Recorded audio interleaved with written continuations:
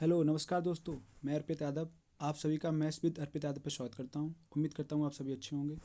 इसी के साथ आज हम अपने प्रैक्टिस सेट नंबर 7 पे पहुंच चुके हैं और जिसमें हमने आराम से प्रैक्टिस सेट 6 कवर कर चुके हैं।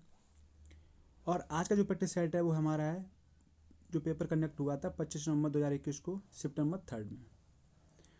और जो ये प्रैक्टिस सेट चल रहे हैं मैथ के चल रहे हैं, इसमें प्रीवियस ईयर क्वेश्चन हम करा रहे हैं। इसमें हम प्रीवियस ईयर क्वेश्चन तो कर ही रहे हैं, साथ ही साथ क्या है कि हम अच्छे आसान सॉल्यूशन भी कर रहे हैं ताकि पेपर में हम कम टाइम में अपने क्वेश्चन कर पाएँ। ऐसा ना हो कि हमने क्वेश्चन को देखते और उसका सॉल्यूशन हमने 1 पेज का कर लिया, 2 पेज का कर लिया, तो वो कोई मतलब नहीं बनता। या हमने एक क्वेश्चन को करने में 2 से 3 मिनट लगा दिए, तो हम क्वेश्चन तो सॉल्व करेंगे ही 40। उसके साथ हम ये भी सीखेंगे कि अगर एग्ज़ाम में ये क्वेश्चन आ रहे हैं तो कैसे हम कम टाइम में ये क्वेश्चन कर रहे हैं, जिसमें हम शॉर्ट ट्रिक्स या शॉर्ट मेथड वो सीखेंगे। चलिए बढ़ते हैं क्वेश्चन की तरफ। पहला क्वेश्चन कह रहा है शंकु का कुल पृष्ठीय क्षेत्रफल ज्ञात कीजिए जिसकी त्रिज्या 11 सेंटीमीटर और तय की ऊंचाई 24 सेंटीमीटर है। तो कुल पृष्ठीय क्षेत्रफल, इसमें थोड़ा मिस्टेक है, कुल क्षेत्रफल ज्ञात कीजिए, ठीक है। जिसमें हमें पाई की वैल्यू दी गई कितनी है, 22/7। तो शंकु का कुल पृष्ठीय क्षेत्रफल होता क्या है, तो टोटल सरफेस एरिया जो होता है शंकु का कौन का वो होता है, पहले आप सोच देखिए लेटर सरफेस एरिया जो होता है वो होता है पाई आर एल, पाई आर एल। वहीं टोटल सरफेस एरिया जो होता है वो होता है पाई आर एल, तो होता ही है प्लस पाई आर स्क्वायर हो जाता है इसका। क्योंकि देखो lateral surface area total surface area अंदर समझिए क्या है, अगर इतना दिया गया है तो लेटर सरफेस एरिया में जो होता है वो इतना कवर होता है ऊपर वाला कौन का, वहीं टोटल में ये नीचे वाला है। तो ये वृत्त है, तो वृत्त का कितना होता है वो होता है पाई आर स्क्वायर, इसलिए ये बन जाता है ताकि आपको याद करने में आसानी बनी रहे। अब देखिए यहाँ से अगर मैं पाई आर कॉमन ले लूँ तो क्या बचा, एल प्लस आर, ठीक है। तो ये हो गया, वैल्यू रख ले रहे क्या है, पाई कितनी दी गई 22/7, वहीं आर का हमें क्या दिया गया 11 सेंटीमीटर। तो एल प्लस आर क्या हो गया, एल कितना है 24 और 11 कितना हो गया 35। 7 से काटा कितना हो गया 5 बार, 11 किस में मल्टीप्लाई किया कितना हो गया, 11 दूनी 22 की 2 हाथ से लगी 2, 11 दूनी 22 और 2 24 इंटू 5। तो यहाँ से हमारा आ गया 5 दूनी 10 की 0 हाथ से लगी 1, 5 चौको 20 और 1 21 हाथ से लगी 2, 5 दूनी 10 और 2 12। तो आपका आंसर कितना आ गया, वो आ गया 1210। तो ऑप्शन नंबर सी। बढ़ते नेक्स्ट क्वेश्चन की तरफ। और जिसने भी अभी हमारे जो पिछले 6 सेट नहीं किए हैं तो साथ साथ अब वो भी कवर करके हैं, तो उसमें क्योंकि आप नए नए जो कॉन्सेप्ट हमने काफ़ी बताए वो आप सीख के आएंगे वहाँ से, तो आपको आगे सेट में वही मदद मिलेगी। अगर क्वेश्चन रिपीट आएगा तो आप कर पाएंगे इजीली। बढ़ते हैं नेक्स्ट क्वेश्चन की तरफ। एक नाव धारा के प्रतिकूल 31 घंटे में 155 किलोमीटर और धारा के अनुकूल 32 घंटों में 224 किलोमीटर की दूरी तय करती है। स्थिर जल में नाव की गति ज्ञात कीजिए। तुमसे क्या कह रहा है, अगर नाव को मैं बोट मानता हूँ, धारा को मैंने स्ट्रीम बोला, तो क्या कह रहा है, अगर अनुकूल जा रहे हैं तो इसका मतलब इनकी धाराएं जुड़ेगी, क्योंकि इधर ही धारा बह रही है इधर ही नाव जा रही, तो इनकी स्पीड जुड़ गई, ठीक है। तब क्या है कंडीशन, इस कंडीशन में क्या हो रहा है, ये 224 किलोमीटर जा रहा है अनुकूल में, 224 किलोमीटर और टाइम लग रहा है इसे कितने 32 घंटे। तो यहाँ से स्पीड निकालने के लिए स्पीड क्या होता है, स्पीड का फॉर्मूला होता है स्पीड इक्वल टू होता है डिस्टेंस अपॉन टाइम, कितनी डिस्टेंस कवर की और टाइम कितना लगा। तो यहाँ से स्पीड आ गई, तो हमने यहाँ से स्पीड निकाल ली तो कितनी हो गई, 4 से काटा 4 पंचे 20, 4 5 24, 4 8 32, 8 से ये 7 बार। तो यहाँ से पता लग गया वोट और प्लस स्ट्रीम की जो स्पीड आ रही है वो कितनी आ रही है, वो आ रही है 7, कितनी होगी 7। वहीं बोट माइनस स्ट्रीम जब प्रतिकूल चलेंगे, क्योंकि अगर धारा इधर बह रही और नाव इधर आ रही तो बोट की जो स्पीड से हुई उससे माइनस हो जाएगी स्ट्रीम की, धारा की स्पीड जो कम हो जाएगी। तो वो कितना जा रहा है वहाँ पे उस कंडीशन में है कि 31 घंटे में 155 किलोमीटर जा रहा है, तो 155 किलोमीटर कितना टाइम लग रहा है 31, तो आ गया ये 5। हमसे पूछी गई स्थिर जल में नाव की गति क्या कीजिए। अगर नाव की निकालनी है ना तो मैं इन दोनों को जोड़ के डायरेक्ट निकालना है, 7 5 12 बटे 2, तो वहाँ से बोट की आ जाएगी, बोट की कितनी आ गई वो आ गई 6। भाई अगर स्ट्रीम की निकालनी होती तो क्या है, इसका माइनस कर दो और बटे 2 कर दो, तो कितना हो गया 2/2। आंसर कितना आ गया 1। अगर सॉल्व भी करेंगे आप वैसे ही करेंगे, यहाँ से यहाँ ये कट जाएगा तो ये 2 भी हो गया और 7 5 12 हो गए क्योंकि प्लस का है। तो b बराबर 2 से 6, इसलिए ऐसा हो जा रहा है। ठीक है, तो डायरेक्ट तो यहाँ से कितनी आ गई, बोर्ड की जो स्पीड आ गई वो आपकी 6 आ गई, ये पूछा गया था आपसे। बढ़ते नेक्स्ट क्वेश्चन की तरफ। ए एक कार्य को 98 दिनों में पूरा कर सकता है, बी इसे 147 दिनों में कर सकता है और सी इस कार्य को अकेले 196 दिनों में कर सकता है। यदि पहले दिन ए अकेले कार्य करता है और दूसरे दिन बी और सी एक साथ कार्य करते हैं और तीसरे दिन ए और सी एक साथ कार्य करते हैं, यदि वे इस चक्र को दोहराते हैं तो कुल कार्य कितने दिनों में पूरा होगा। देखो, अगर ए कर रहा है 98 डे में, वहीं बी कर रहा है कितने में कर रहा है 147 और सी कर रहा है 196, तो इनका हमें एलसीएम लेना है। एक तो मैं आपको बता रहा हूँ यहाँ से एलसीएम ऐसे लेते हैं, लेकिन एलसीएम डायरेक्ट भी ले सकते हैं, वो कैसे बताऊँ कभी। तो क्या है, हमें पता लगा यहाँ से कि 98 किस में आता, ये हमें पता लग गया कि 49 के टेबल में है। तो 49 2 जा 98, 3 जा होता है 147 और 4 जा होता है 196।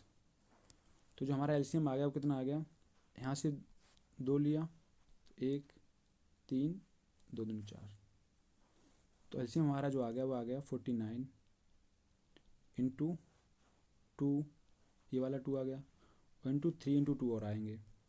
तो ये मैं रफ कर रहा हूँ यहाँ से, तो कितना बचा इंटू 3 इंटू 2। ठीक है, अब देखो 49 2 जा 98 हो रहा है, तो यहाँ कितना एफिशिएंसी इसकी कितनी आ गई, इसकी आ गई 3 दूनी 6, क्योंकि गुणा हमें करने की जरूरत नहीं, बाद में गुणा कर लेंगे कोई दिक्कत ना, क्योंकि फिर आपको 98 जगह टेबल नहीं पता होगा, फिर वहाँ आगे दिक्कत होगी।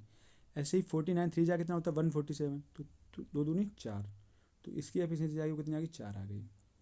वहीं 49 4 जा जो होता है वो कितना होता है 196, तो यहाँ की एफिशिएंसी कितनी आ गई 3। तो हमें पता लग गया ए है जो एक दिन में 6 काम कर रहा है, बी है एक दिन में 4 काम कर रहा है, सी है एक दिन में 3 काम कर रहा है। लेकिन हमसे क्या कह रहा है, यदि पहले दिन ए अकेले कार्य करता है, तो पहले दिन ए अकेले कार्य करता है तो ए ने एक दिन में 6 काम किया, दूसरे दिन बी और सी काम करते हैं, तो दूसरे दिन क्या किया बी प्लस सी, और बी प्लस सी कितना काम करेंगे, बी करेगा 4 सी करेगा 3, तो दूसरे दिन जो काम हुआ वो कितना हुआ 7। भाई हमसे कह रहा है तीसरे दिन ए प्लस सी करेंगे, तो तीसरे दिन करते हैं ए प्लस सी एकांतर क्रम में, तो क्या है ए प्लस सी कितना करेंगे 6 3 9, तो ये हो गया। तो यहाँ से हमें पता लग रहा है कि 22 3 दिन में, एक दिन 2 दिन 3 दिन में काम कितना हो रहा है, 3 दिन में काम हो रहा है कितना हो रहा है 9 7 16 और 6 22, तो 3 दिन में काम कर रहे हैं 22।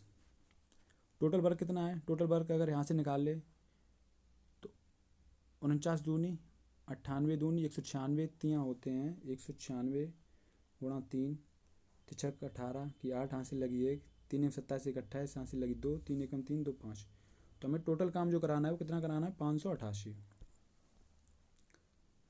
अब ये 3 दिन में कितना कर रहे हैं 22 काम कर रहे हैं, अगर मैं यहाँ दोनों में 25 का गुणा कर दूँ दोनों तरफ तो क्या हो गया 75 काम हो गया इनका।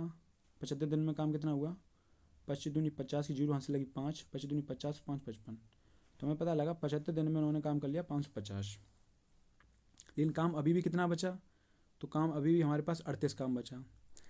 अब 38 काम बचा है ना, तो मैं क्या कर रहा हूँ 3 दिन में फिर 22 काम हो जाएगा, तो 3 दिन फिर मैंने जोड़ दिए, तो 75 दिन में तो हो ही गया 550 और 3 हो गए 78 दिन, तो 78 दिन में जो काम हुआ अब कितना हो गया 22 काम और जुड़ गया तो कितना हो गया 572। लेकिन अभी भी हमारे पास 16 काम बचा है होने को। अब क्या बारी फिर से आएगी शुरू से, तो किसकी आएगी ए की, तो पहले दिन मैंने 79वें दिन करा लिया 6 को काम, फिर अगले दिन बी प्लस सी ने किया तो 7, तो 7 6 13, तो 2 दिन में काम और 13 हो गया, तो 2 दिन में जब 13 काम हुआ तो कितना काम हो गया 80 दिन में जो काम हो गया वो हमारा हो चुका है कितना 585। अब हमारे पास 3 काम बचा है, लेकिन अब बारी किसकी आएगी, बारी जो आएगी वो आएगी ए प्लस सी की, क्योंकि एकांतर क्रम में काम कर रहे हैं। पहले ए ने किया, बी ने किया, फिर सी ने किया, फिर ए ने किया, फिर इसने किया, फिर इसने किया। अब काम इसका आ रही है, लेकिन एक दिन में कर रहा है कितना 9, लेकिन काम हमें कितना कराना 3।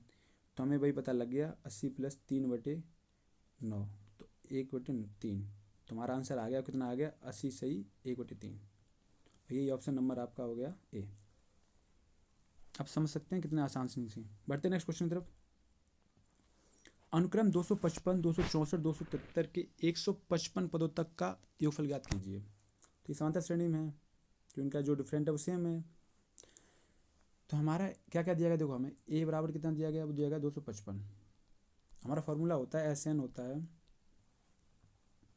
वो होता है N/2 2a + n-1 × d। तो ए हमें कितना दिया 255, डी निकालना है, डी कितना दिया, इनका डिफ्रेंशिएट कितना होता है, डिफरेंट कितना है, तो वो कितना है 9 का, इन दोनों का अंतर। उसके बाद एन हमें दिया गया कितना 155 पदों तक, तो कुछ बचा ही नहीं, तो निकाल ही लेंगे हम। तो 155 पदों का हमें योग निकालना है, तो एन हो गया 155/2, 2 × 255, ए का मान कितना है 255 हो गया, प्लस तो 100 एन का मान, एन की वैल्यू कितनी है 155, 155 में से एक गया 154, तो 154, डी कितना है 9। यहाँ से हमने सॉल्व किया, 2 से काटा 2 अंदर जाएगा, 2 से ये 2 खत्म, 154 कितना हो गया 2 से 14, 2 से 14। तो हमारा अब आ गया बाहर कितना आ गया 155, इस कितना बचा 255 यहाँ बचा, प्लस इसका मल्टीप्लाई होगा 9 सत्ते 63 की 3 हासिल लगी 6, 9 सत्ते 63 और 6 69। तो ये ऐड कर लेंगे कितना बचा 155, 5 3 8, 9 5 14 की 4 हासिल लगी 1, 3 और 6 9, तो ये हो गया आपका 948। अब हमने सॉल्व किया, क्या गया, हमें टेबल नहीं पता, लेकिन हम क्या करते हैं 155 को हम 150 + 5 लिख सकते हैं, कोई दिक्कत नहीं। और इंटू में कितना आ गया 948, लेकिन हमें 15 का तो टेबल पता है ना, तो हमने 15 से गुणा कर लिया, तो 0 आ गया। 15 8 120 की 0 हासिल लगी 12, 15 चौकू 60 और 12 कितना हो गया 72 हासिल लगी 7, 15 निम्मा 135 और 7 कितना हो गया 142। ओके, उसके बाद क्या बचा, प्लस में आया क्या, इसका इसमें होगा, तो वो हो गया 5 40 की 0 हासिल लगी 4, 5 चौक 20 और 4 14 हासिल लगी 1, 5 45 1 46, तो 46 40 और जोड़ देंगे इसमें, तो आपका आंसर आ गया कितना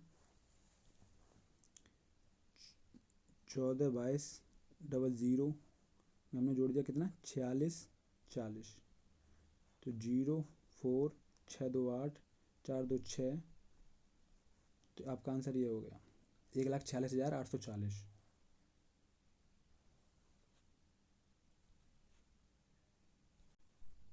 यहाँ पे थोड़ा मिस्टेक हुई है, क्या हुआ है 5 से काटा 5 40 0 हासिल लगी 4, 5 चौक 20, यहाँ पे 2 आएगी 5 45 2 47, तो ये आ गया 47 40 आएगा, तो ये हो गया 7 2 9, तो 46,940 आपका आंसर हो गया, ये 1,46,940, ऑप्शन नंबर बी। बढ़ते नेक्स्ट क्वेश्चन तरफ। शराब से भरे एक पाइप से 6 लीटर निकाला जाता है और फिर पानी से भर दिया जाता है। यह कार्य एक बार और किया जाता है। पीपे में अब शराब की मात्रा का पानी से अनुपात जो है वो कितना है 49:15। तो मूल रूप से पीपे में कितनी शराब है, तो डायरेक्ट हम कैसे निकालेंगे, हम निकालेंगे टोटल, क्योंकि पानी बढ़ रहा है ना, तो टोटल वाइन हो गई कितनी, और यहाँ इसका रेशियो आएगा वो है रिमेनिंग वाइन से। तो अब देखो टोटल कितनी थी 49 और प्लस 15 कितनी होगी 64, और अब बची कितनी 49। क्यों देखो ये इसमें जोड़ क्यों दिया, इसलिए जोड़ दिया, देखो अगर 49 है पानी 15 है, तो पानी 15 उसी की जगह पे आया है कि जिस जगह पे शराब थी, शराब निकली तभी तो पानी गया, तो टोटल तो 49 था रेशियो में, और वही बचा कितना, सॉरी 64 था, बचा कितना 49। तो यहाँ से हमने रेशियो निकाला, वो आ गया कितना, ये 2 ईयर का है, तो 1 ईयर का कितना हो गया 8 से 7, अंडर रूट ले लेंगे इसका। तो 8 से 7 हो गई है। और ये कब हो रही है? एक ईयर पे, क्योंकि हमने 6 लीटर निकालने हैं, तो एक की वैल्यू 6 है। एक की अगर 6 है तो हमसे पूछा गया स्टार्टिंग में कितना था, तो 8 6 48। तो हमें पता लग गया कि 48 लीटर जो स्टार्टिंग थी वो वाइन थी। और जो अब आके 6 तो 42 लीटर बची हुई है। इसी के साथ अगर इसको आपको बस फॉर्मूले से करना है तो फॉर्मूला क्या है, फॉर्मूला देख लेते हैं। फॉर्मूला है रिमेनिंग क्वांटिटी ऑफ वाइन, यहाँ पे आ रहा है total quantity of wine one minus, अगर मैं वाइन को अगर मैं ए मानता हूँ और वाटर को हम मानते हैं बी से डिनोट करते हैं, तो वी अपॉन टोटल ए, मतलब जो स्टार्टिंग जो थी कि पावर एन कितने बार ए हुआ है। अब देखो बाद में कितना बचा 49, टोटल कितना था 64, वन माइनस कितना 6, हमें टोटली निकालनी है कितनी थी, तो एन कितना हुआ 2 बार। अब देखिए 49 upon 64 is equal to 1 minus 6 upon T. अब ये अगर इसका अंडर रूट, इसका स्क्वायर इधर हटाएंगे तो इसका अंडर रूट हो जाएगा, तो ये कितना बचा 7/8। तो ये हो गया 1 माइनस 6 अपॉन 7। यहाँ से सॉल्व किया हमने तो क्या है 7/8। अगर ये 1 आया तो इधर आया माइनस का 1, तो इधर क्या बचा माइनस के 6 अपॉन टी। तो ये हो गया कितना माइनस का 1/8, क्योंकि 8 माइनस का हो जाएगा तो 7 से जाएगा 1/8। यहाँ पे कितना बचा माइनस के 6/7। सौ से टी है ये टोटल कितना, तो माइनस से माइनस खत्म हो गया, तो टी अगर इधर जाएगा 8 6 48, तो यहाँ से हमें पता लग गया टी जो टोटल वो थी वाइन थी वो कितनी थी 48 थी। ऐसे भी निकाल सकते हैं, बट आपको ये करने की जरूरत नहीं है, डायरेक्ट आप यहाँ से देखिए टोटल वाइन देखिए, उसका रेशियो जो हमें दिया गया है, रिमेनिंग वाइन बची कितनी हुई उससे निकाल के डायरेक्ट निकाल सकते हैं हम कितना चेंज हुआ। 2 साल में जब इतना चेंज हुआ तो एक ईयर में कितना हुआ, एक में होता है 6 लीटर, क्योंकि 2 बार में हो रहा है ना ऐसा, तो एक बार में कितना 6 लीटर हो रहा है, तो यहाँ से निकला है। बढ़ते नेक्स्ट क्वेश्चन तरफ। एक दुकानदार ने 28,380 रुपये का माल बेचा और इस प्रक्रिया से 29% का लाभ अर्जित किया। यदि उसने अपने माल को 24,090 रुपये में बेचा होता तो उसका लाभ प्रतिशत क्या है। देखो प्रॉफिट जो होता है वो हमेशा सीपी पे होता है। हमसे क्या कह रहा है कि 28,380 रुपये में बेचा और 29% का लाभ अर्जित किया। यदि उसने उस माल को 24,090 रुपये में बेचा होता तो उसका लाभ प्रतिशत क्या होता। अगर मैं मानता हूँ सीपी 100x है, अब हुआ क्या उसने 29% लाभ अर्जित किया, तो 100x का डायरेक्ट 29 निकाला तो 29x हो गया। तो अगर 29x का लाभ, तो ये 129 की जो वैल्यू आ गई ना 129x की, वो कितनी आ गई 28,380। एक्स लगाने की जरूरत भी नहीं है, डायरेक्ट 29 लिख सकते हैं, बट कभी कभी कन्फ्यूजन, ताकि तुम्हें कन्फ्यूजन ना हो कि ये यूनिट में है ये रुपये में है। अब देखिए यहाँ से मैं एक की वैल्यू निकाल रहा हूँ, तो एक्स की वैल्यू यहाँ से निकली कितनी आ गई 129। 3 से काटूँ 3 चौक 12 3 त्रिका 9, तो 3 निम 27, एक बचा 3 चौक 12 3 छक 18, तो ये आ गया। तो 43 दूनी हो गया कितना 86 हो गया, तो बचा कितना 8, तो 43 दूनी 86, तो ये आपका आ गया 220। तो हमें पता है एक्स की वैल्यू अगर 220 आ गई, लेकिन सीपी हमें पूछ, सीपी अगर निकालना हो तो 100x है, तो दोनों तरफ मैंने 100 का गुणा कर दिया, तो ये आ गया 100x, तो ये हो गया 22,000, 2 जीरो और आ गए, ठीक है। तो ये आपका हो गया 22,000। लेकिन हमसे क्या कह रहे हैं, अपने माल को अगर वो 24,090 रुपये में बेचता है तो उसका लाभ प्रतिशत क्या होता है। तो वो 22,000 की चीज़ अगर वो 24,090 में बेच रहा है, उसका मतलब वो प्रॉफिट कितने का ले रहा है, वो ले रहा है 2,090 की। कितने पे ले रहा है 22,000 पे, इंटू 100, परसेंटेज में निकालना है 100, तो 2 जीरो से ये 2 जीरो खत्म, 1 जीरो से 1 जीरो खत्म, 11 से काटा 11 दूनी 22, 11 एकम 11, 11 99, आ गया कितना 19/2। तो यहाँ से काटा 2 28 2 निम 18 तो 10, तो उससे जो प्रॉफिट होगी वो होगी 9.5% की। तो ये आपका आ गया ऑप्शन नंबर सी। ठीक है, उम्मीद करता हूँ आपको समझ में आया अच्छे से। बढ़ते नेक्स्ट क्वेश्चन की तरफ। Fraction, find the fraction.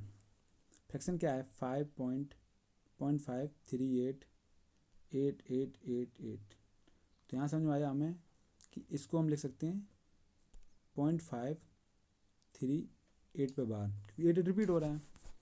इसमें क्या होता है अगर मैं इसको फ्रैक्शन में बदलूँ तो क्या है 538, तो जितने पे बार लगा उतने तो 9 आते हैं, जिस पे बार नहीं लगा उतने 0 आते हैं। तो इन दोनों पे तो बार लगा नहीं है, तो इस पर आएगा 0, 2 0 आ गए। लेकिन जो जिस पे बार नहीं लगा वो माइनस के भी हो जाते हैं, तो कितना माइनस होगा 53 होगा। तो हम घटा लेते हैं, कितना हो गया 8 में से 3 गया 5 बचा, और 13 में तो 5 गए 8 बचे, तो कितना आ गया 485/900।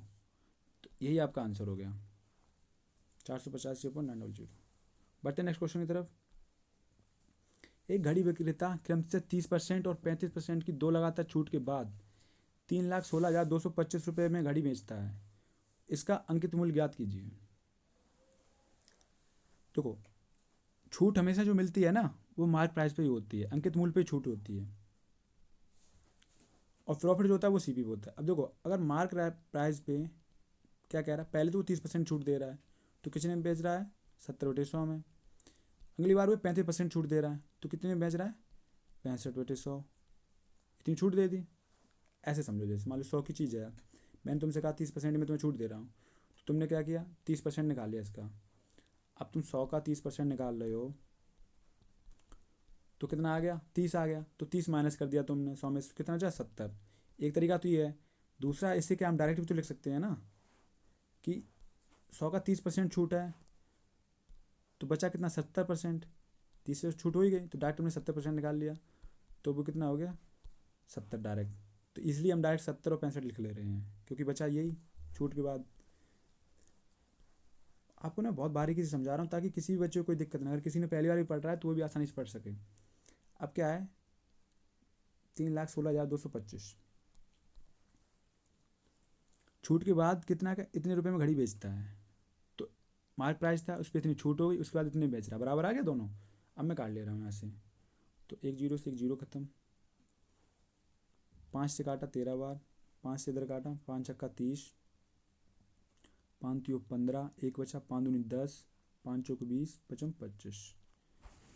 यहाँ से मैंने 7 से काटा, तो 7 निम 63, 2 जाएगा नहीं 0, 7 या 21 और 7 पना 35। उसके बाद 13 से मैंने काटा तो क्या बचा 13 पंजे 65 से करता 63 78, तो 78 बचा कितना 12, तो 123 हो गया।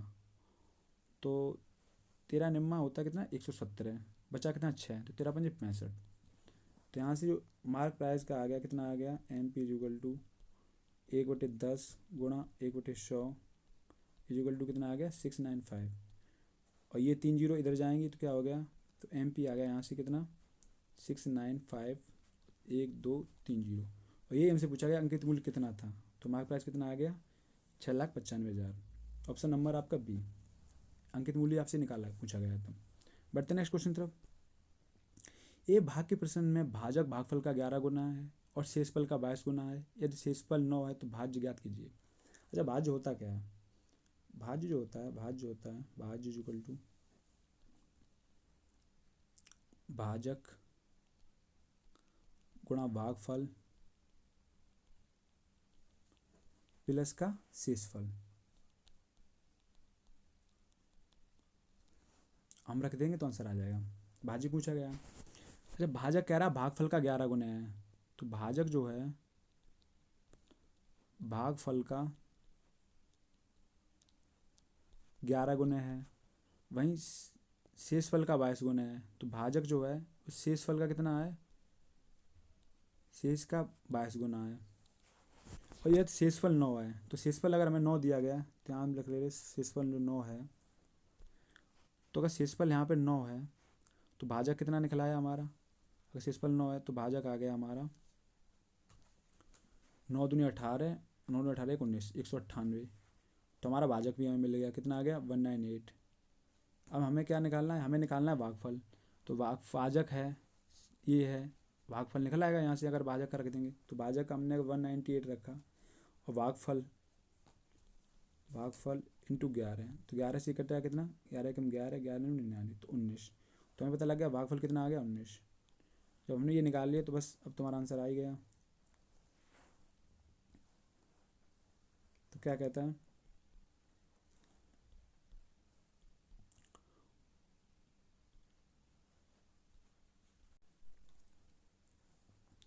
भाजक कितना था यहाँ पे, भाजक था 198 और भागफल भाजक का है 11 गुना, तो 11 एकम 11, 11 टे 88, तो ये 18 है आपका यहाँ पे। ठीक है, तो हम सॉल्व कर लेंगे। क्या है 18 अट्ठे 144, बचे कितने 14, 18 निम्मा 162, और 62 और 14 कितने हो गए 76, तो 16 हासिल आ गई 6, बचा कितना 17, तो 18 एकम 18 और 17 34 35, तो आपका आ गया 6564 प्लस का 9, तो हमने ऐड कर लिया, क्या बचा 9 4 13 3 हासिल लगी 1 7, तो आपका आंसर आ गया कितना 3573, ये आपसे पूछा गया। अच्छा ये भाज्य, अगर इसमें आपको दिक्कत आ रही है, ये क्या चीज़, ये चीज़ ये देखो ऐसा है, हम बचपन से पढ़ते आए क्या है, भाज्य ये होता है। ठीक है, उसके बाद भाजक ये होता है जिससे हम भाग देते हैं, भागफल वो होता है कितनी बार भाग गया है, तो ये होता है भागफल। यहाँ पे प्लस पे आता है क्या शेषफल, तो हम क्या करते हैं इनका गुणा और प्लस ये करके तो ये निकल आता है। ठीक है, तो ये वो चीज़ है। बढ़ते नेक्स्ट क्वेश्चन तरफ। गुरुत्व श्रेणी में 5 पदों का योग ज्ञात कीजिए। दिया गया है पहला पद 14 है और सार अनुपात 5 है। अगर ए दिया गया कितना है 14, सार अनुपात जो आर है कितना है 5 है, एन बराबर कितना दिया 5 पदों का योग ज्ञात करना है। तो फॉर्मूला क्या होता है, फॉर्मूला होता है एस एन जो होता है ए जी पी का आर की पावर एन -1 अपॉन आर -1, जब आर जो है आर जो जब 1 से बड़ा होता है तब। वहीं अगर आर जब 1 से छोटा होता है तब फॉर्मूला ये उल्टा हो जाता है, तब क्या हो जाता है एस एन हो जाता है 1 minus R A 1 minus R की power N upon 1 minus R. तो ये आप याद रखें थोड़ा, तो ये रफ कर रहे हैं।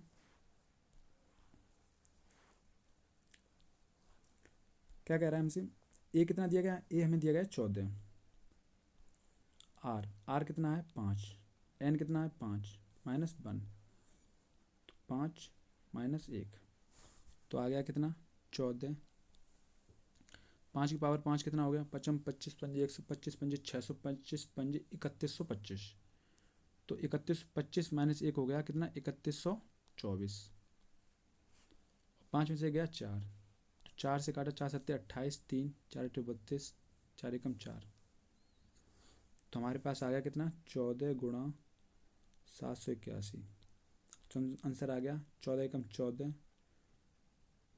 14 8 112, एक 13 यहाँ से लगी 11, 14 7 98,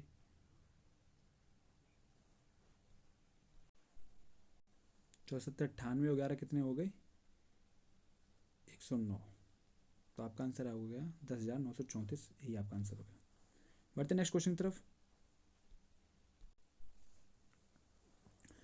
ए बी और सी एक कार्य को 723 482 1440 दिनों में पूरा कर सकते हैं।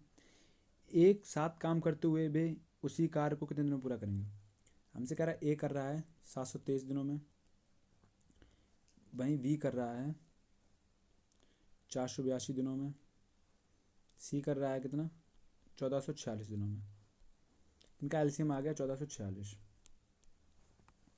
आपने कहा ऐसे कैसे, आपको कैसे पता लगे, देखो 1446 तो है ही, 723 दूनी होता है, 23 दूनी 46 होता है, 1446 हो गई, और 482 का 3 बार गुणा करोगे तो ये आ गया, तो ये आ गया 2 टाइम्स 482 गुणा 3 होता है 1446 1।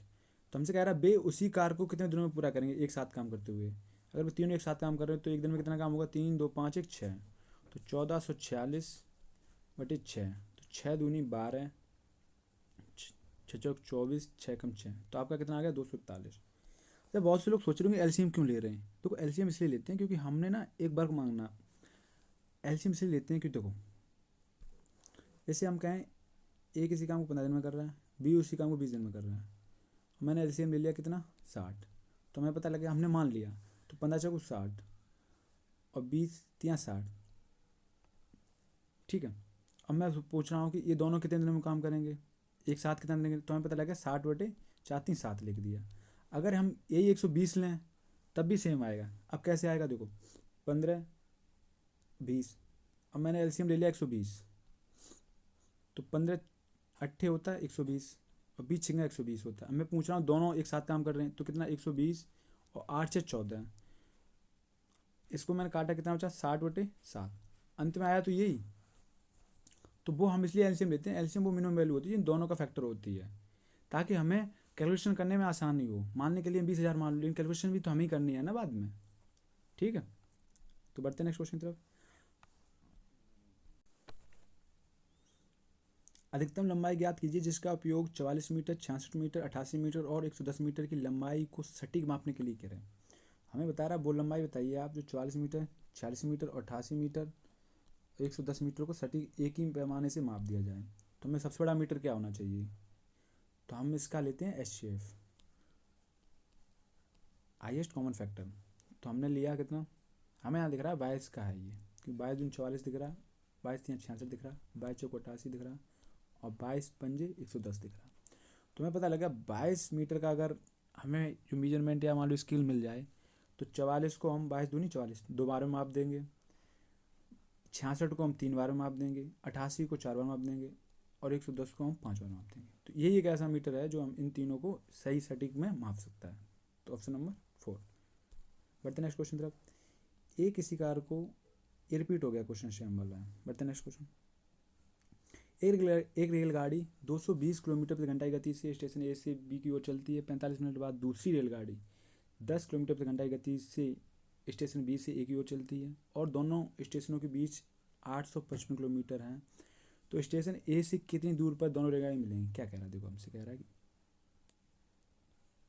दोनों स्टेशनों के बीच की दूरी है, ए स्टेशन ए है, ई स्टेशन बी है, उनके बीच की दूरी कितनी है 855 किलोमीटर।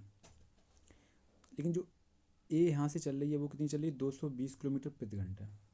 बी से जो ट्रेन चल रही है वो कितनी है, उसकी है स्पीड 10 किलोमीटर प्रति घंटा। लेकिन क्या कह रहा है, बी कब चल रही है, बी जब चल रही है जब ए 45 मिनट चल चुकती है, तो ए कहीं पहुँच गई होगी। अब ए घंटे में 220 चल रही है तो 45 मिनट में कितनी चलेगी। अगर 60 मिनट में ए चल रही है कितनी 220 किलोमीटर, तो 6 मिनट में चल रही 22 किलोमीटर और ये 3 मिनट में कितनी चल रही 11 किलोमीटर। अगर हम 45 लिख रहे हैं तो हम 15 गुणा कर दें दोनों तरफ, तो 15 थी 45 मिनट में 15 एकम 15, 15 एकम 15 एक 16, तो 165 किलोमीटर ये चल चुकी होगी। 45 मिनट बाद जब ट्रेन बी स्टार्ट होगी ना, तब ये 165 किलोमीटर इतना कवर कर चुकी होगी। तो अब डिस्टेंस कितनी बची 855 में से अगर मैं 165 माइनस कर दे रहा हूँ तो 165 0, 15 में 6 गया 9 और 7 में से 1 गया 6, तो 690 किलोमीटर। तो हमें पता लगा अब जो डिस्टेंस बची है वो कितनी बची है, वो बची है 690 किलोमीटर। अब क्या हो रहा है इसका, अब यहाँ आने के बाद क्या हो रहा है पता, अब ये ट्रेनें दोनों एक साथ चल रही हैं। अब दोनों, एक इधर से जा रही 220 किलोमीटर के हिसाब से, एक ये 10 किलोमीटर, तो 1 घंटे में कितना है 220 ये चल जाएगी, 1 घंटे में 10 ये चल जाएगी। तो दोनों की जो स्पीड होगी कम तो दोनों ही कर रहे हैं, तो 1 घंटे में ये दोनों चल रही हैं कितनी 230। तो हमसे, तो यहाँ से हमें पता लगेगा 1 घंटे में ये 230 चल रही हैं, हमें टोटल कवर कितनी करनी है, कवर करनी है दूरी कितनी बची 690। तो हमें पता लगा यहाँ से 3 घंटे में ये कवर कर लेंगी। लेकिन हमसे क्वेश्चन ये नहीं पूछा, हमसे पूछ रहा है ये ए से कितनी दूरी पर दोनों रेलगाड़ियाँ मिलेंगी। अब देखिए जो बी है ना, ये 10 किलोमीटर प्रति घंटा चल रहा है और ये 3 घंटे चली, तो इसने दूरी कितनी टोटल कवर की, इसने की 30 किलोमीटर और ये यहाँ पे आगे कहीं मिल गई। तो हमसे पूछा ए से कितनी दूरी होगी। अरे भाई इसने जो चली है ना बी ने 30 किलोमीटर चली, ये 30, अगर यही मैं माइनस कर दूंगा तो हमारी पता लग जाएगी ए से यहाँ तक की दूरी कितनी है। तो 855 में से अगर मैंने 30 माइनस किया तो कितना होता है 5, 5 में 3 गया 2, तो हमारे पास आ गया 825 किलोमीटर ए से जो दूरी होगी, यहाँ पे ये ट्रेन दोनों मिल जाएंगे। यही आपका आंसर हो गया। बढ़ते नेक्स्ट क्वेश्चन तरफ। जब किसी वस्तु को 19,092 रुपये में बेचा जाता है तो उसी वस्तु को 9546 रुपये में बेचे जाने पर होने वाली हानि से 5% अधिक लाभ अर्जित होता है। वस्तु का क्रय मूल्य ज्ञात कीजिए। हमसे क्या कह रहा, अगर 19,092 में वस्तु बेची जाए, सीपी कुछ इसका रहा होगा और उसी वस्तु को 9546 रुपये में बेचा जाने पर होने वाली हानि से 22% अधिक लाभ अर्जित करता है। अगर 9546 में बेच रहा है ना ये, तो इसे जो हानि हो रही है, अगर मैंने मान लिया इसे 100x की हानि हो रही है, तो हमसे कह रहा है अगर भाई किसी वस्तु को 19,092 रुपये में बेचा जाता है तो उसी वस्तु को 9546 रुपये में बेचे जाने वाली हानि से 22% अधिक लाभ अर्जित करता है। तो ये हानि से 22% अधिक लाभ अर्जित करता है। अगर हानि 100x की हो रही तो इसका मतलब लाभ जो होगा इसका 22% अधिक होगा। तो 100 का 22 कितना हो गया? 22 हो गया। 22% कितना? 22 हो गया, तो 122। तो इसका प्रॉफिट जो हो रहा है वो कितना हो रहा है? 122। इसका सीपी कुछ भी रहा होगा। तो हमसे पूछ रहा है क्रय मूल्य ज्ञात कीजिए, क्रय मूल्य पूछ रहा है। तो हमने देखा क्या कि यहाँ तक का ये सफ़र जो कर रहा है, इसकी जो अंतर है वो कितना है? 9546 रुपये का। लेकिन यहाँ से इसका डिफरेंशिएट कितना है कि ये माइनस की 100 हानि तो कवर हो ही रही, प्लस का 122 और है, इतने रुपए के बीच का ही तो ये अंतर है। तो ये कितना हो गया? ये हो गया 222 का। 222 का हो गया। तो मैंने सॉल्व किया, 2 एकम 2, 2 एकम 2, 2 एकम 2, 2 चौकू 8, 2 सत्ते 14, 2 सच्चे 14, 2 तीस 6। तो ये लगभग 4 बार तो जाएगा ही, क्योंकि 4 का आ रहा है। तो ये कितना हो गया? 444। तो बचा कितना? 444 का बचा कितना? 33। तो ये हो गया 3। तो यहाँ से हमें पता लगी जो x की वैल्यू आ गई, कितनी आ गई? वो आ गई 43। लेकिन हमसे क्या पूछ रहा है? हमसे पूछ रहा है वस्तु का क्रय मूल्य ज्ञात कीजिए। तो अगर 9546 में बेच रहा है ना जब, इसे तब लॉस हो रहा था कितना? 100x का। अगर वही 100x हम इसमें जोड़ दें तो 100x की वैल्यू कितनी होगी? x की 43 है, 100x की कितनी होगी? 4300। तो फिर इससे कोई, तो इससे सीपी निकल आएगा यहाँ से, क्योंकि 100x अगर इसी की तो हानि हो रही थी इस पर, अगर 45-46 से बेच रहा था। तो जोड़ दिया, कितना होगा? 6 4 5 3 8 9 4 13। तो इसका जो सीपी है वो कितना है?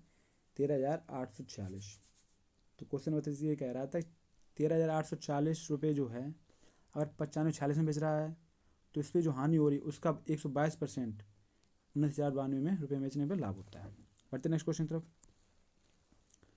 यदि 60, 65 और 70 विद्यार्थी वाली 3 कक्षाओं के औसत अंक 60, 65 और 70 हैं तो सभी विद्यार्थियों का औसत अंक क्या है?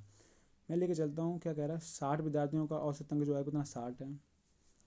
भाई 65 का कितना है? 65 का 65 है। वही हमसे कह रहा है 70 का जो औसत अंक है वो कितना है? 70 है।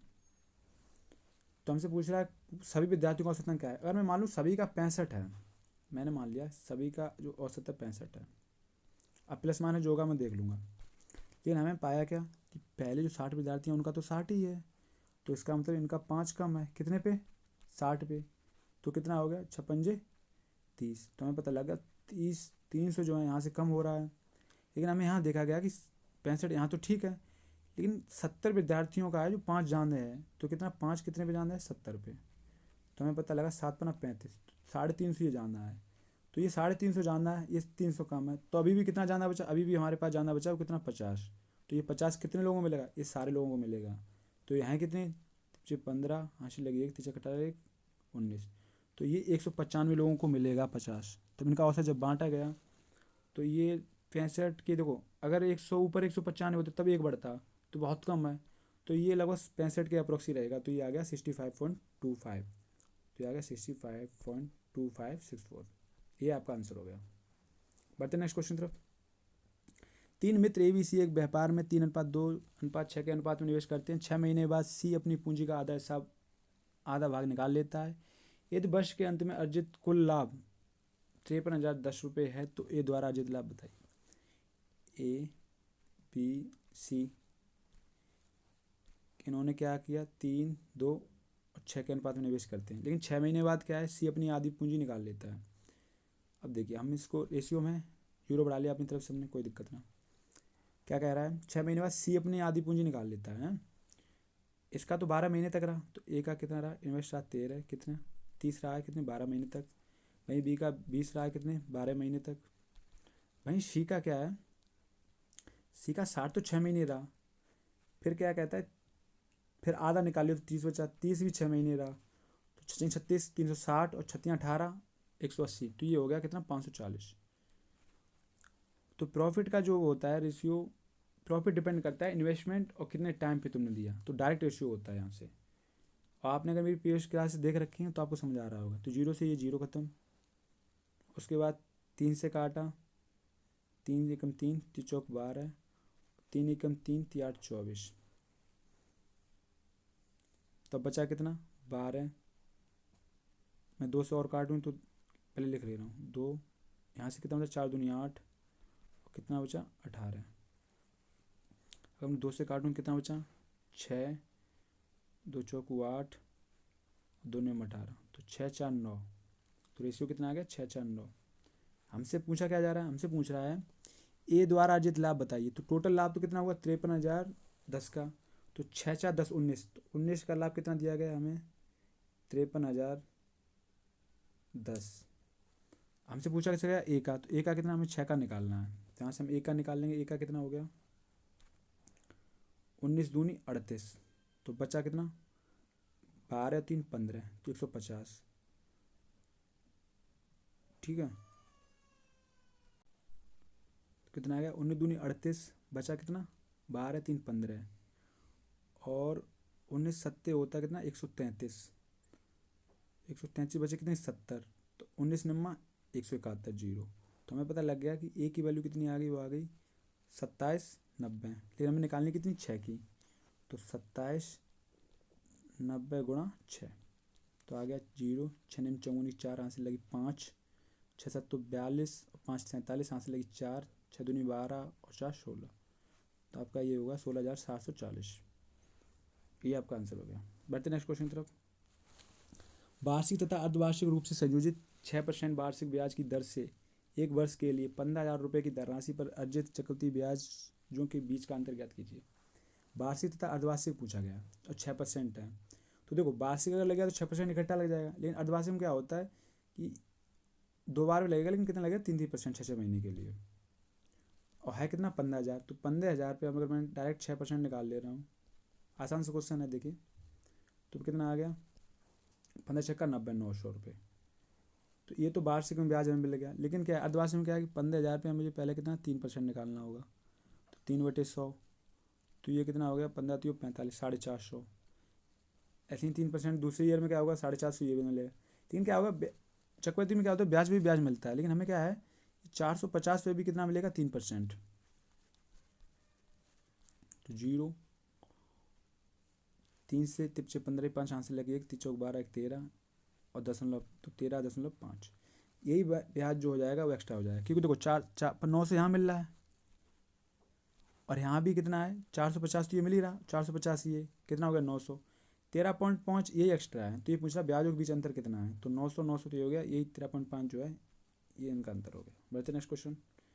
एक प्रतियोगी परीक्षा में खंड ए में 66% उम्मीदवार उत्तीर्ण हुए, खंड बी में 51% उम्मीदवार उत्तीर्ण हुए, जबकि दोनों खंडों में 8% उम्मीदवार उत्तीर्ण हुए।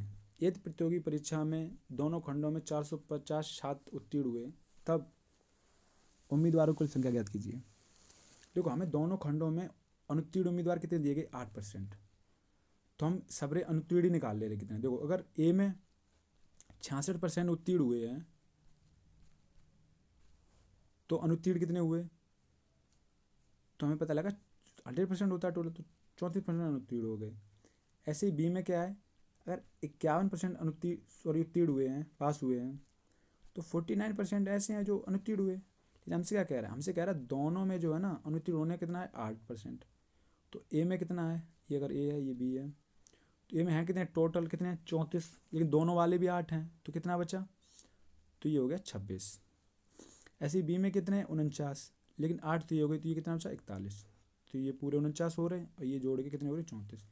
तो हमें अनुत्तीर्ण का परसेंटेज पता लग गया, तो हमें पता लग गया अनुत्तीर्ण जो परसेंटेज है वो कितना आया, वो आ गया कितना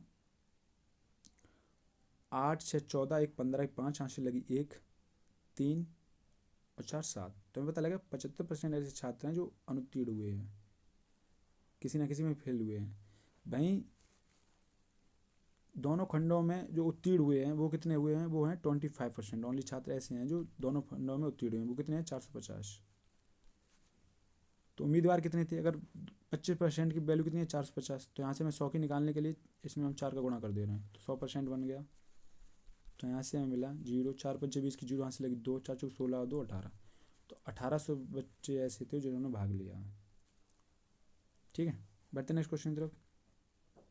साधारण ब्याज पर निवेशित एक धनराशि 10 वर्षों में स्वयं की 5 गुनी हो जाती है। ये 25 वर्षों में कितनी गुनी होगी? देखो, स्वयं की 5 गुनी होने का मतलब है कि इसे 4 ब्याज मिला। जैसे मैं तुमसे कहूँ, तुम मुझे रुपये दो, मैं तुम्हें दोगुना कर दूंगा, तो तुमने मुझे 1 रुपया दिया, मैंने तुम्हें 2 रुपये दे दिए, तो ये आपका दोगुना हो गया। लेकिन एक्चुअल में तो एक तो मैं तुम्हारा वही वाला वापस कर दिया, एक ब्याज तो एक ही मिला। ऐसे मैं तुमसे कहूँ कि तुम मुझे 1 रुपये दो, मैं तुम्हें 3 गुना कर दूंगा, तुमने 1 रुपये दिया, मैंने 3 कर दिए, 3 हो गए, लेकिन ब्याज तो 2 ही मिला ना। ऐसे ही ये 5 गुनी जरूर हुई है, लेकिन ब्याज तो 4 भी मिला है। समझ गए? तो अब क्या हो रहा है यहाँ पे, 4 मिला कितने? 10 वर्षों में।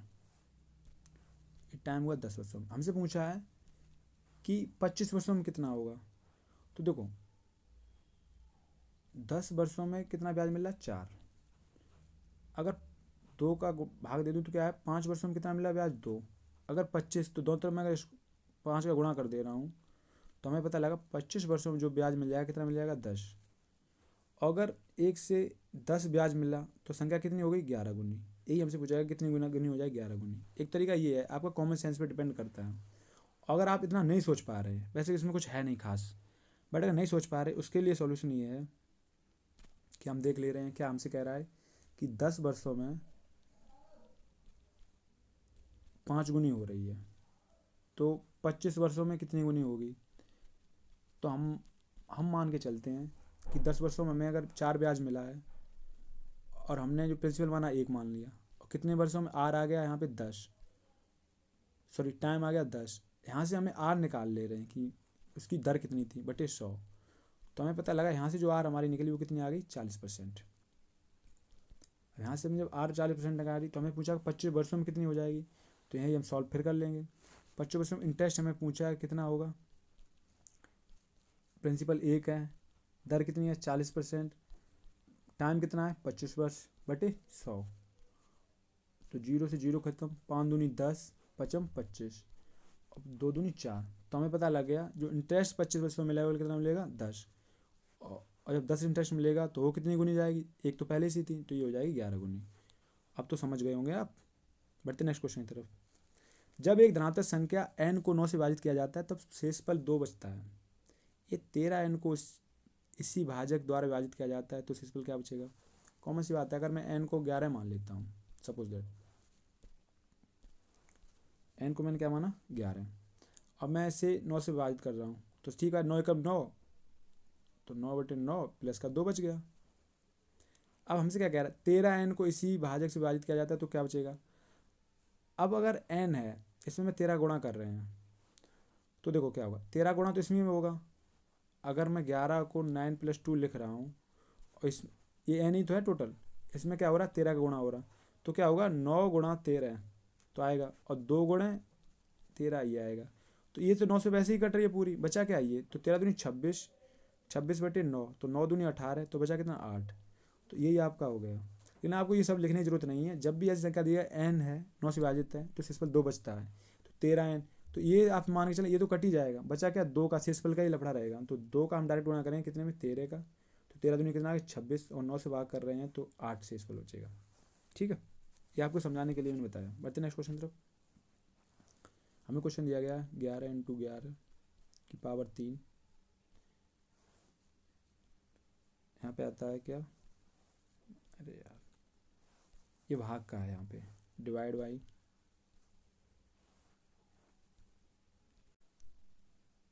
तो ये हो गया 121 × 11 पावर 3, और ये लिखा हुआ है 14,641 का स्क्वायर। ये जो है ना, ये क्वेश्चन मार्क है, तो ये है 11 की पावर क्वेश्चन मार्क। ठीक, तो क्वेश्चन मार्क का हमें निकालना है। अगर ये स्क्वायर है तो 11 का ऐसे स्क्वायर है इंटू पावर, तो मैं इसका डायरेक्ट गुणा कर सकते हैं। ठीक है, तो क्या हो गया? 11 की पावर 6 डिवाइड बाई 121 को 11 की पावर 2 लिख सकते हैं, एक ये 3, तो 11 की पावर ये कितना हो गया? 9। ऐसे ही जो है 121 9261 गुणा 11, ये 11 की पावर 4 है, तो 11 की पावर 4 गुणा 2, 11 की पावर x मान ले रहा हूँ मैं इसको, तो ये हो गया 4 दूनी 8। तो कितना बचा? 11 की पावर 6, ये भाग में आ गई 9 हो गई, 11 की पावर 9 इंटू 11 की पावर 8, 11 की पावर x। अब देखिए, गुणा में तो घातें जुड़ती हैं, तो कितना हो गया? 6 और 8 14, लेकिन ये 9 अपॉन में ना ये ऊपर जाएगा तो ये माइनस का हो जाएगा, तो 14 में से 9 गया 5, तो 11 की पावर 5 इज इक्वल टू 11 की पावर x है। तो यहाँ से अगर मैं इसका कंपेरिजन करती हूँ तो क्या आ गया, x बराबर आ गया कितना 5, ये पूछा गया है, तो कितना है 5। बढ़ते नेक्स्ट क्वेश्चन, आसान सा क्वेश्चन था। क्या कह रहा है, दिए गए वर्षों में n और o का कुल उत्पादन बताइए। देखो ये है क्या, ये देखो m n o p और q, किसका पूछा गया, हमसे पूछ रहा है n और o का कुल उत्पादन बताइए।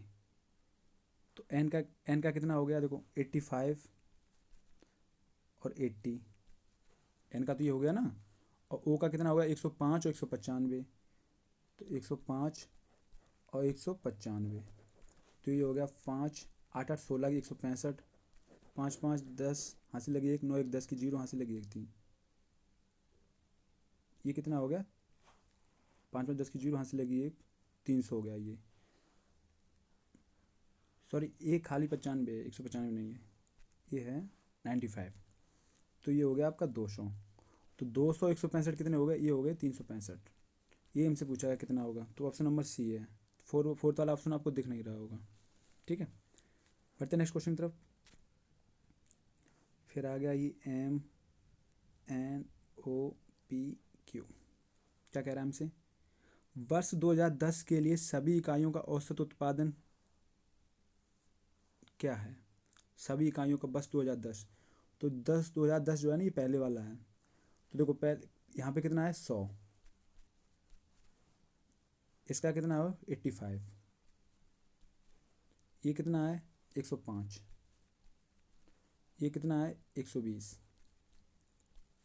ये कितना है 75, तो कितना हो गया आपका 5 5 10 5 3 15, 5 हासिल लगी 1, 9 2 11 और 7, 11 और 7 18, 8 हासिल लगी 1, 3 और 1 4, 485। लेकिन हमसे क्या पूछा है, इनका औसत पूछ रहा है, तो हैं कितने ईयर कितने हो गए 5, तो 5 से मैंने काटा कितना हो गया 5 ने 45, बचा कितना 3, 5 तो 35, तो आ गया 97। ऑप्शन में से देखो आपको 87 तो दिख ही रहा होगा, 95 दिख रहा है, एक 97 भी था, तो यही आपका आंसर हो गया। बढ़ते नेक्स्ट क्वेश्चन की तरफ। आईटी और यांत्रिक विभाग में विद्यार्थियों की संख्या ज्ञात कीजिए। टोटल विद्यार्थी हैं कितने, टोटल जो हैं वो हैं भाई 13,400। हमसे क्या पूछ रहा है, हमसे पूछ रहा है IIT नहीं आईटी कितना है 14%, और यांत्रिक विभाग जो मैकेनिक विभाग वो कितना है 16, तो 16 14 कितना हो गया 30%, ये हमसे पूछा गया ये कितने हो गए, तो 2 0 से 0 खत्म 0, 3 चौक 12 की 2 हासिल लगी 1, 3 3 9 1 10 की 0 हासिल लगी 1, 3 1 3 1 4, तो ये आपका कितना हो गया 4020। बढ़ते नेक्स्ट क्वेश्चन की तरफ। इसमें तो आपको क्वेश्चन नहीं कट रहा है पूरा, क्या कह रहा है, CSC विभाग में विद्यार्थियों की संख्या की बता दीजिए। CSI, तो CSE है, अच्छा ये पूछा गया हमसे। टोटल विद्यार्थी हैं कितने 13,400 हैं, माफ़ कीजिए इसमें क्वेश्चन कट रहे हैं बट मैं आपको बता दे रहा हूँ। तो इसमें कह रहा है CSC विभाग में बताइए, तो पूछा 18% इसका, तो कुछ नहीं आसान सा क्वेश्चन है, इसमें 18% में इसका निकाल दूंगा डायरेक्ट, तो आपका आंसर आ गया 18 चौक 72 की 2 हासिल लगी 7, 18 3 54 और 7 कितना हो गया 61 हासिल लगी 6, 18 1 18 24, तो आपका आंसर आ गया 24 12। बढ़ते नेक्स्ट क्वेश्चन की तरफ। इसमें क्या कह रहा है, इसमें हमसे पूछ रहा है ई का विद्यार्थियों की संख्या बताइए, तो ये कितना है 21% है, तो 13,400 का मैंने डायरेक्ट 21% निकाल दिया, तो वो आंसर आ गया आपका 0 0 2 0 से 2 0 खत्म, 21 चौकू 84 4 हासिल लगी 8, 21 3 63 और 8 कितना हो गया 71 हासिल लगी 7, 21 में 21 और 7 कितना हो गया 28, तो ये आपका कितना हो गया 28 14, ये आपका आंसर हो गया। बढ़ते नेक्स्ट क्वेश्चन की तरफ। हमसे पूछ रहा है नेक्स्ट सीरीज क्या होगी। देखो यहाँ से बस एक ही पैटर्न बन रहा है, वो क्या है, देखो स्टार्टिंग में इसमें जो 3 है ना,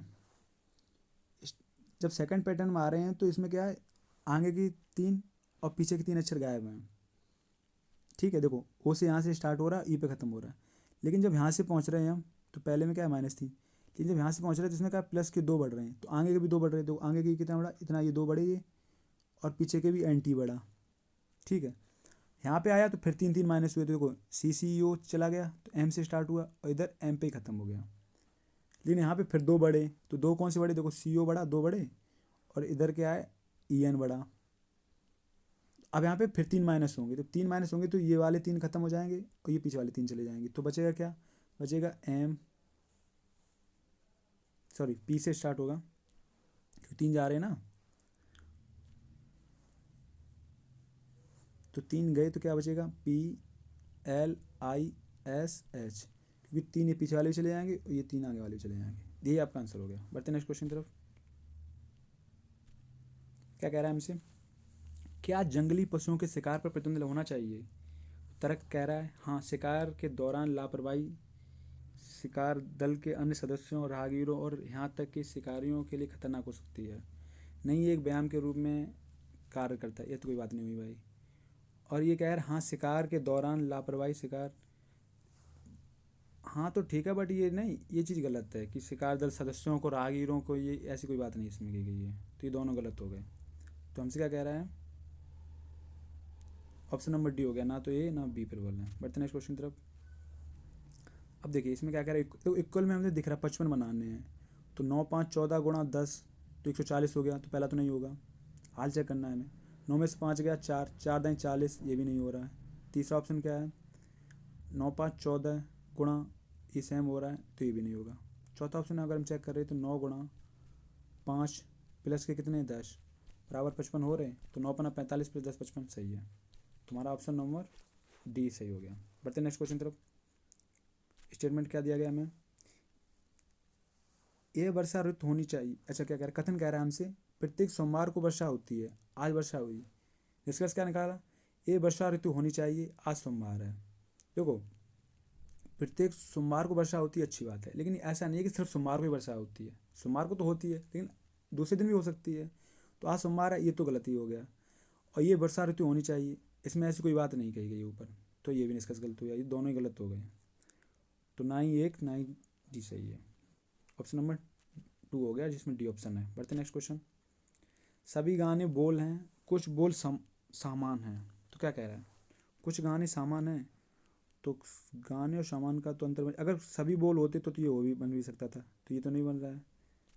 कुछ बोल गाने हैं, कुछ बोल गाने तो पहले में ही है, दो कुछ, जब सभी गाने बोल हो सकते हैं तो कुछ बोल गाने भी हो सकते हैं, तो इसलिए सही है दूसरा, तो केवल बी निष्कर्ष होता है। बढ़ते नेक्स्ट क्वेश्चन। इंग्लिश में, इंग्लिश वाले इंग्लिश में देख लें। कुछ शहर कस्बे हैं, सभी कस्बे राज्य हैं, कुछ राज्य महाद्वीप हैं। अब देखिए कुछ शहर राज्य हैं, कुछ शहर राज्य हैं, अगर इसमें मिला जाता हूँ कुछ शहर राज्य हैं, सही बात है, पहला वाला तो सही हो गया क्योंकि इसमें दोनों मैच कर गए। दूसरा क्या कह रहा है, कुछ महाद्वीप कस्बे हैं, कुछ महाद्वीप कस्बे हैं, तो कुछ महाद्वीप कस्बे हैं नहीं है, दूसरा नहीं हो सकता, ओनली वन सही है। बढ़ते नेक्स्ट क्वेश्चन। हमसे कह रहा है कि संख्याओं के उस संयोजन का चयन कीजिए जिसके अनुसार व्यवस्थित करने पर अक्षर एक सार्थक शब्द बनाए।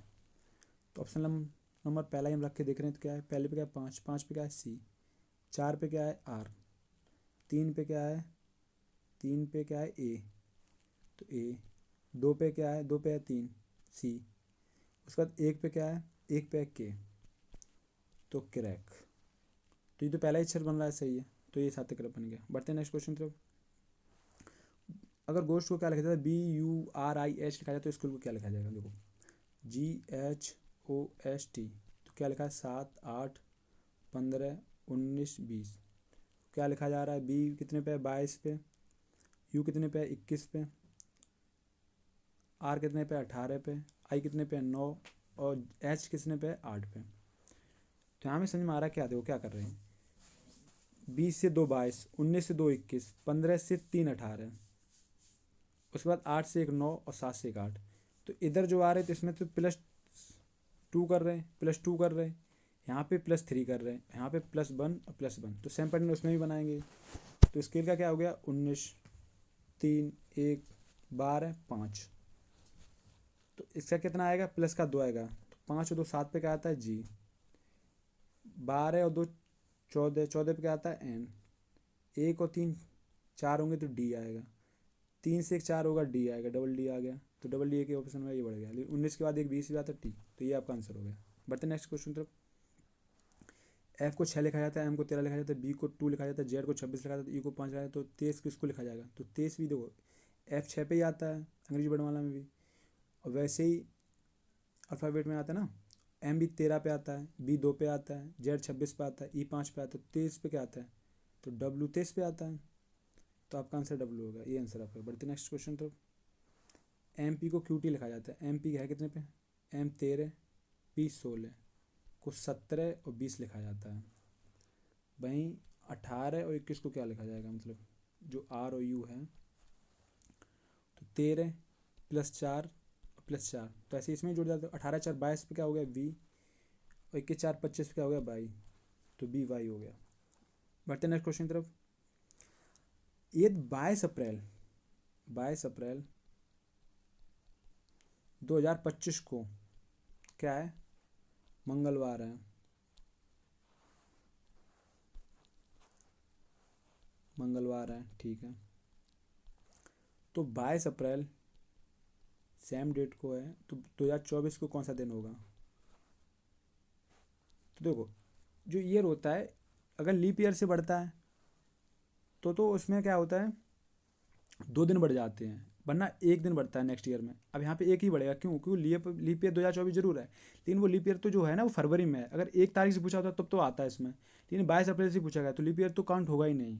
वो जो एक जो दिन बढ़ा है ना 29 फरवरी वाला, वो इसमें काउंट ही नहीं होगा, वो तो क्योंकि वो पीछे रह गया, और 25 में होता नहीं है, तो एक ही दिन कम होगा, तो वो क्या होगा? वो होगा सोमवार।